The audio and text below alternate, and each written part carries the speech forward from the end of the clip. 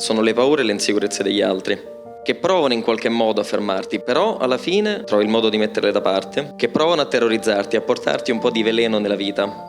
Ma la verità è che spesso proiettano su di te quello che loro non sono in grado di fare, quello che loro non hanno capito o quello che per loro è anche impensabile. Decido di andare all'estero, mollo il tempo indeterminato, tragedia, perché ovviamente il tempo indeterminato è un po' quello stabilimento, quel pilastro, quella cosa che ti dovrebbe far stare serena. In Sinfamia nessuno ha mai avuto un tempo indeterminato, oppure ce l'hanno avuto e se lo sono tenuti per 50 anni, 40 anni, 30 anni. È un po' difficile, no? Far riaccettare l'idea che forse tu puoi essere quello che va talmente tanto oltre. E sapete quante persone poi non fanno quella mossa?